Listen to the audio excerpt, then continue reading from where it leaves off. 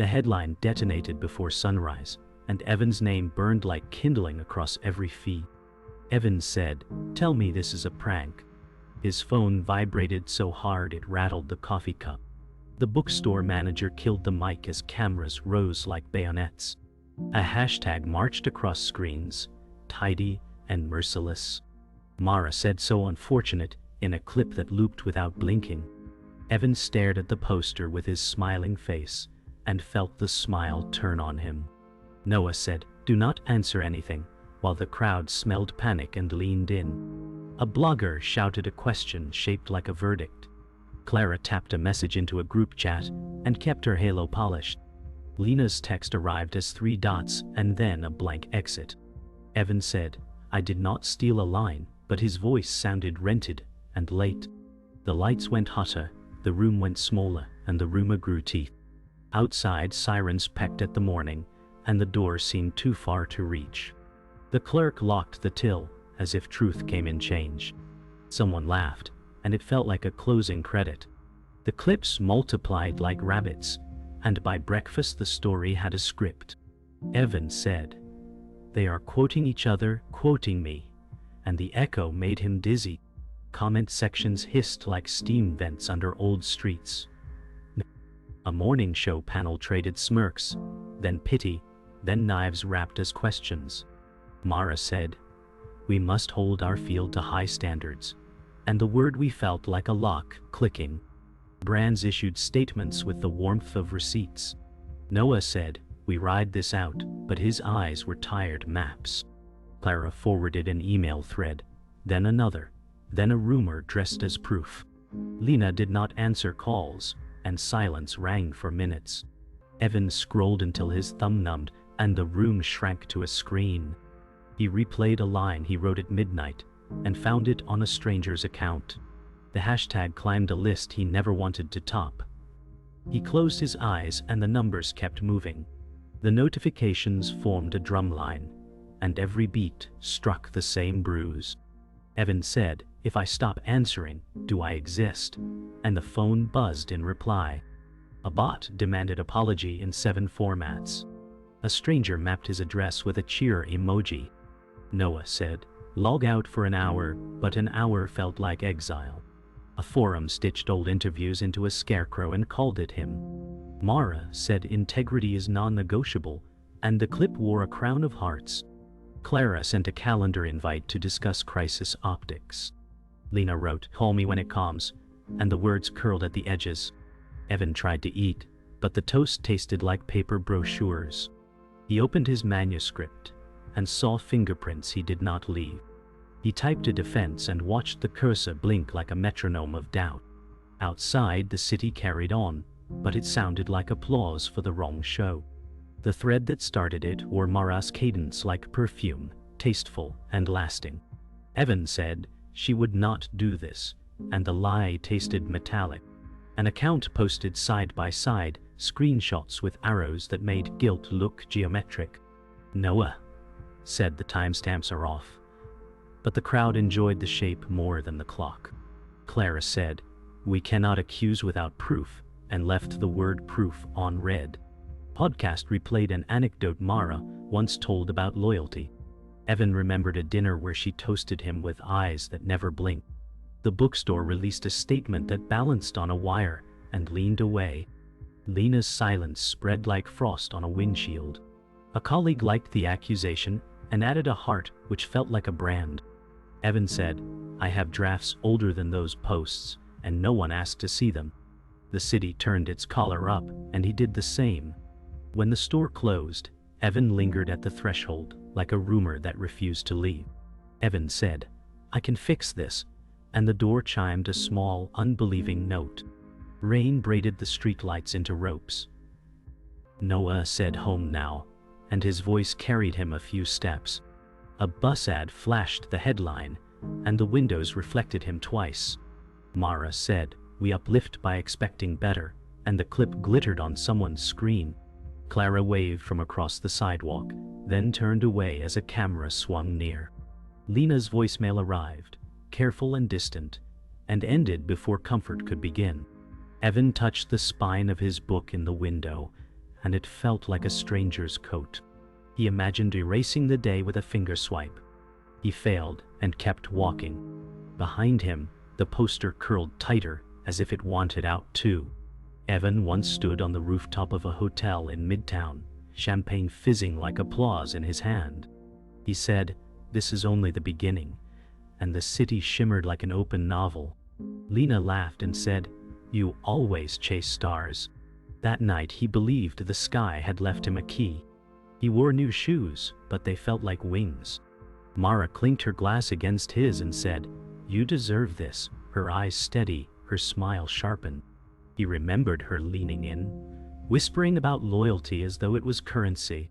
The publisher announced his book with banners that blocked traffic. Evan whispered to himself finally, "I belong," and the words sounded like truth. Photographers tilted their flashes like confetti. Noah caught his shoulder and said, "Enjoy it while it's yours." The rooftop breeze carried their laughter into neon, and for one rare night, he felt untouchable. In their quiet apartment, Lena laid a quilt across the couch, her silence louder than the street below. Evan said, "Do you believe me?" And the question felt like smoke trapped in a jar. She said, "I believe in who you were," and the words cut sideways. His reflection in the glass looked like a stranger studying him. They all hissed, filling the pause. Lena's hands folded and unfolded, restless origami. Evan reached across the table and found only the echo of her warmth. He said, "I can prove it, but the proof was ashes not yet lit." She whispered, "People are watching us too," and her eyes dimmed like evening lamps. Outside, sirens bent around corners. Inside, a marriage balanced on a thread. Noah sat in the corner booth of a diner, steam fogging the glass, his coffee cold. He said, "They will bury you if you let them," and his eyes stayed on the door. Evan slid into the booth, shoulders slumped, his tie undone like a flag at half-mast. Evan said, "I am already under," and his voice cracked. The jukebox hummed a song. No one chose. Noah leaned forward and said, "You are not alone, but you need to fight smarter." The waitress filled their cups without asking, her glance lingering with pity. Evan stared into the black swirl and whispered, "I don't know how much I have left." Noah's hand tapped the table, steady like a drumbeat. Clara waited outside the publisher's glass tower, scarf wrapped tight, phone lit like a torch. She said, "Timing is everything," and the words curved with ambition. Evan approached, rain dripping from his cuffs. Clara added, "If you stay quiet, they define you." He asked, "And if I speak?" She smiled without smiling and said, "Then they still win, but differently." Her heels clicked as she circled him, predator smooth. Evan remembered when she toasted his first draft with praise. Now, the same lips carried knives. She said, "Let me handle optics," and slipped the phone back into her coat. He realized she was already playing another game. Alone at his desk, Evan opened a leather-bound journal, the ink smudged by rain. He wrote, "I am still here," and underlined it until the page tore. His handwriting stuttered like his breath. The lamp cast shadows that leaned over his shoulder like critics. He whispered, "This story was mine," and the words barely left his lips.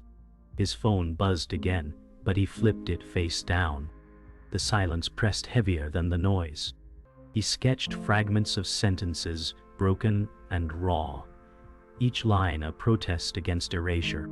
He said, "I will not vanish," and the phrase sat crooked on the page. Outside, thunder stitched the night, but inside, he kept writing against the storm. Evan woke to a subject line that folded his future in half. The sponsor wrote, "We are pausing the partnership," as if Mercy had a pause button. He said, "You love the campaign," and the draft reply shook. Another brand echoed the same sentence with different fonts. He felt like a product returned without a reason. Noah said, "Do not reply yet," and the cursor blinked like a metronome for panic. A podcast clip climbed the charts with his name under glass. Mara said, "Accountability matters," and applause filled the gap where his context should be. Clara emailed a strategy deck with arrows that bent around truth. He scrolled the contracts and saw his own signature glow like a target. Lena messaged, "I took a leave day," and he read the silence between each word. He said, "We can fix this," to the empty kitchen. The coffee went bitter before it cooled. Outside, delivery trucks sighed, and he envied their routes. Noon brought a press release that felt like a door slamming in a cathedral. The publisher wrote, "We are reassessing," and the word echoed in every room. Evan said, "Reassess what?" But the hallway swallowed it. A friend from workshop posted a thread about standards and never named him. Another friend untagged 10 photos like pulling nails. Noah said, "We need allies on record," and his voice carried gravel. Evan drafted a statement and cut it to the bone, then bled more words. Mara smiled in a panel and told a story about craft that sounded familiar. Clara said, "We pivot to contrition without admission," and the phrase tasted like chalk. Lena texted, "Dinner later," and he chose hope as if it were a coat. He breathed through 4 counts and exhaled into the 5th. The floor felt less certain than yesterday. The ceiling lowered like weather. By afternoon, an old interview surfaced with a cut that skipped like a scratched record. An account circled a sentence and called it a confession. Evan said, "That edit is wrong," and his throat burned. A meme replaced his face with a mask and called it justice. Noah said, "We traced the origin," and opened 3 windows like shields. A forum produced screenshots with timestamps that argued among themselves. Mara retweeted a think piece with a sighing caption. Clara said, "Do not chase every fire," while watering her own garden of sparks. Lena sent a heart, then deleted it, and the ghost of it remained. Evan drafted a thread and backspaced until his fingers cramped. He said, "I can show the raw audio," and no one asked for it. The room dimmed without the sun moving. The power of the edit felt larger than the original truth. Evening cracked when family group chat lit like a flare. An uncle asked a careful question that felt like a shove. Evan said, "Please call me," and watched the typing bubble appear then die. His sister sent a link with a grim emoji. Their mother wrote a prayer hands, then nothing. Lena said, "They are scared," and he nodded at the floor. He pictured holidays under lights now replaced by legalese. Noah said, "Step away for 1 hour," but the hour felt carnivorous. A neighbor slipped a note under the door that read, "We support decency." He held it like a verdict. Mara went live, and the comments counted like hail. Clara replied. We softened tone and pasted a list of acceptable verbs. He said, "My name is not a test balloon," and the lamp buzzed. The night smelled like burnt dust and fear. At midnight, he did the thing every caution warned against. Evan said enough, and opened the app like a gate to a storm. He typed a thread that carried his pulse into each line. He posted drafts, dates, and screenshots that smelled like proof. The crowd arrived with torches made of punctuation. Noah said delete and wait, but the replies ate their own tails. Mara's fans framed his defense as theater. Clara texted, "You broke the plan," and added a sand timer. Lena said, "Come to bed," and the words trembled at the edges. He refreshed and watched the numbers molt into monsters. He said, "I will not be erased," and the timeline spun like a centrifuge. By the last tweet, his hands shook. The apartment was silent, except for the city breathing through the cracks. Evan sifted through endless mentions until one detail pierced the static. A username had fingerprints of someone too close. He said, "This cadence feels familiar," his chest tightening. Noah replied, "Patterns leave trails," as he pulled up logs. An archived thread revealed phrasing like a voice Evan knew in sleep. He whispered, "Mara," and the name weighed heavy. The posts praised her while dismantling him with surgical rhythm. Clara said, "Coincidence maybe," but her eyes shifted like weather. Evan closed his laptop, hands shaking like loose wires. Outside, the street hummed, unaware a friendship cracked in silence. He said it was her, and the lamp flickered as though in agreement. The suspicion seeded itself, rooted deep, and refused to let go. Noah dug deeper, fingers darting across keys like drummers. He said, "Look here, timestamps overlap with her panel schedule." Evan leaned close, heart racing. A folder of drafts surfaced, identical to Mara's claims. Evan muttered, "She stole my work," his voice more broken than angry. Clara typed, "Careful what you accuse," and the warning felt like barbed wire. Noah said, "We need proof, not patterns," but his jaw clenched.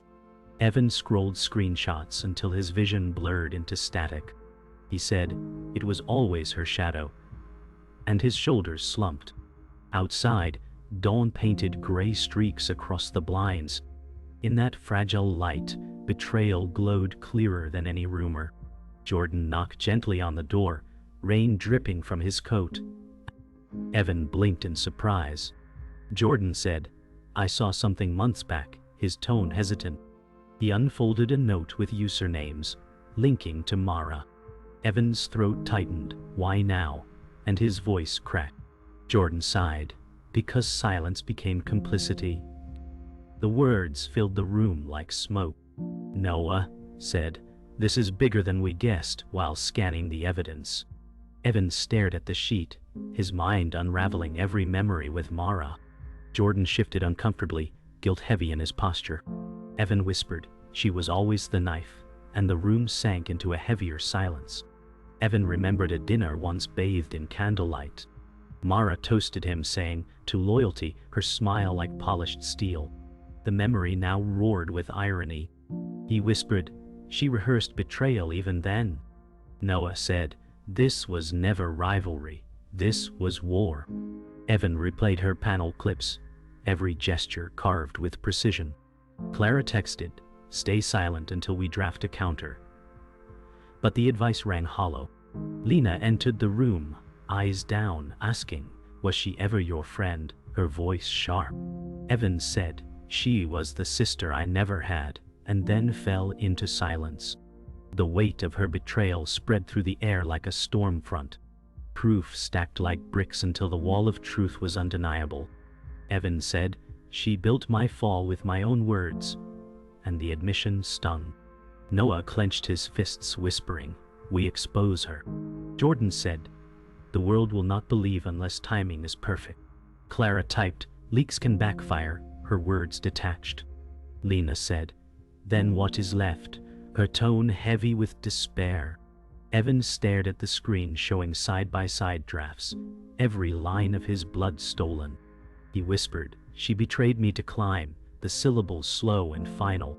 Outside, thunder cracked as if sealing the truth with lightning. For the first time, the storm outside matched the storm within. Evan stood at the studio entrance, the storm outside now only a whisper compared to the one inside him. He said, "I need to face her," his voice brittle. Noah warned, "She will twist every word," but Evan walked forward. Cameras lined the hallway, their eyes hungrier than ever. Mara waited inside, her poise sharpened like a blade. Clara texted, "This is madness," but the phone stayed unread. Lena whispered, "Come back whole," though her doubt shadowed her tone. Evan entered the room, the weight of betrayal thick in the air. He said, "Let's end this," and the silence stretched before Mara's smile sliced it open. The confrontation began under the blaze of cameras. Mara said, "Your silence was your guilt," her tone velvet but sharp. Evan replied, "You built my silence," and the words trembled yet rang true. The host shifted nervously, sensing blood in the water. Noah muttered under breath, "Stay steady." Clara whispered to a producer, already spinning outcomes. Lena pressed her hands together like a prayer in the shadows. Mara laughed softly and said, "You were never strong enough for this world." Evan's fists tightened on the table, but his eyes stayed locked on hers. The audience inhaled as if waiting for an explosion. The crowd online swarmed instantly, their comments pouring like hail against glass. Evan said, "I have the drafts, the timestamps, the proof," his voice raw but unwavering. Mara shook her head and replied, "Desperation is not evidence."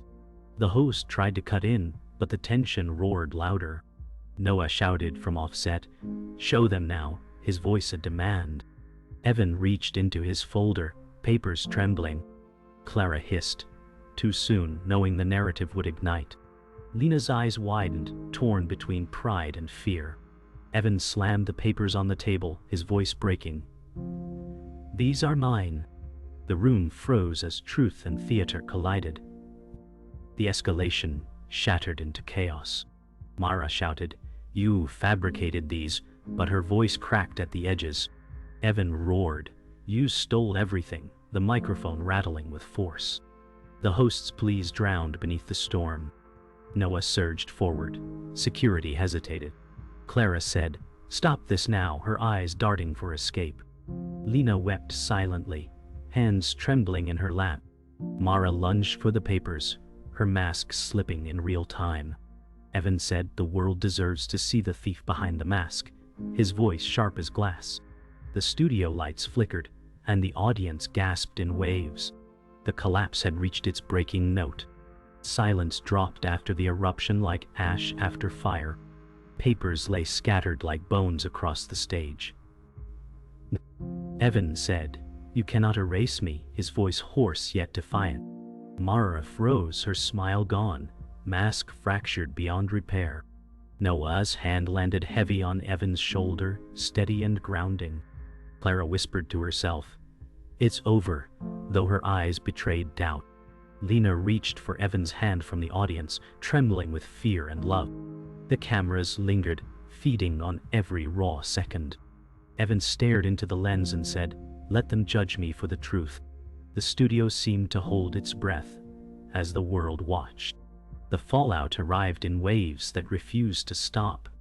Evan said, "They want silence now," his voice cracked with exhaustion. Answers vanished, not with statements but with absence. Noah muttered, "They feed on closure," though his jaw stayed locked. Mara avoided questions, her smile rehearsed, but the cracks lingered in clips replayed online.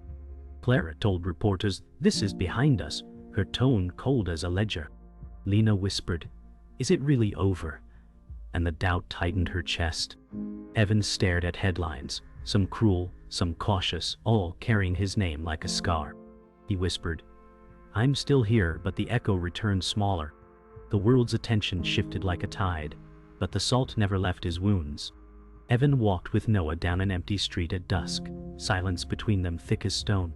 Evan said, "You should leave before I drag you deeper," but Noah shook his head. He said, "Loyalty is not negotiable." Their footsteps echoed like punctuation. The city glowed indifferent, neon washing over rain-soaked sidewalks. Clara's messages stacked like debts, advising strategy. Evan ignored them, his shoulders bent. Noah muttered, "They wanted you broken, not gone," his tone heavy. Evan whispered, "Maybe I am both." Passing strangers recognized him, but chose silence. The air smelled of wet concrete and endings. Lena finally broke her silence in the quiet of their kitchen. She said, "I cannot carry your storm forever," her voice trembling. Evan replied, "I never asked you to," though guilt weighed on his face. She placed her phone on the table, its screen filled with unanswered calls from family. He whispered, "They see me as shame now," and she lowered her gaze. Noah's words lingered in Evan's memory, but Lena's silence cut deeper. She said, "I wanted to stand beside you, but the world has turned me into a shadow." Evan reached across the table, but her hand stayed still. The kettle screamed before either spoke again. Jordan returned with the final piece, a folder heavy with evidence. He said, "I kept this too long," shame in his tone. Evan opened it and saw undeniable proof, the betrayal etched in ink. Noah leaned forward, saying, "This can clear you if released." Clara's message pinged, "Do not move without counsel," her words calculated. Lena whispered, "Would it even matter now?" despair coloring her tone. Evan traced each page with trembling fingers, muttering, "She cannot hide any more." The storm outside rattled the window as though applauding truth. Jordan said, "The choice is yours," and the weight settled squarely on Evan's shoulders. The decision felt like a final trial. Evan said, "If I release this, I burn with it, his voice raw. Noah answered, then burn, but burn true. Jordan said, redemption is never clean. Clara messaged again, timing must be perfect, her detachment icy. Lena whispered, I only want you whole, but her eyes said she feared the opposite. Evan stared at the folder, every line of it screaming for justice. He whispered, truth has teeth, then closed his eyes. Outside, dawn began to break, light cutting through storm clouds. He stood slowly, papers in hand, ready to step into the fire or into silence. Evan walked alone through the morning streets, the city still half asleep. He whispered, I survived, though his steps carried no triumph. The skyline glowed pale, indifferent to his scars. Cars passed without notice, strangers hurried by. Noah's voice echoed in memory, burn true, but now only silence accompanied him. Lena's absence weighed like another shadow at his side. The world had moved on, yet the storm still pulsed in his chest. He said, what remains is me. And the words floated like dust in the dawn. Online, attention shifted swiftly, hashtags fading like echoes. Evan scrolled and saw new scandals bloom while his own fell into archives. He whispered, they devour and forget, his thumb pausing mid-scroll. Comment sections no longer burned with his name. Only silence remained. Noah messaged, time heals, but scars stay. Clara posted polished updates, moving on without him. Mara trended briefly again, but now for reasons she could not control. Evan shut his phone, saying, the cycle eats itself, and the room grew still. Mara reclined in a glass office, her reflection fractured across windows. She whispered, they needed a villain, now they want another. Her smile flickered, no longer steady. Reporters pressed questions she dodged. Evan's proof still lingered, threads of it surfacing in quiet corners. Clara said, optics can only hold so long, but her tone lacked conviction. Mara sipped wine though it tasted sour. She stared at her phone, waiting for applause that no longer came. For the first time, silence became her audience. Jordan released the documents quietly, not for applause but for conscience. He said, let truth breathe, and pressed send. Articles sprouted like weeds, some questioning, some affirming. Evan read them with no relief, only fatigue. Lena whispered, too late to undo the wound, her voice distant. Noah said, at least history will know, though the present remained unmoved. Clara vanished from the threads, her silence sharper than words. Mara's name entwined with his, both scarred, neither clean. Evan muttered, the truth lives, but so do the ruins, and shut the screen. Evan stood by the river, wind sharp against his face. He whispered, they took my name but not my voice. He dropped the final page of his journal into the water, ink bleeding into the current. Noah's words returned, steady and loyal. Lena's silence echoed still, but he carried it without rage. Mara's shadow lingered, but her power had thinned. Evan said, this story is no longer theirs, and turned from the water. The city stretched behind him, uncaring yet vast. One truth remained unbroken, his final line, I was not erased.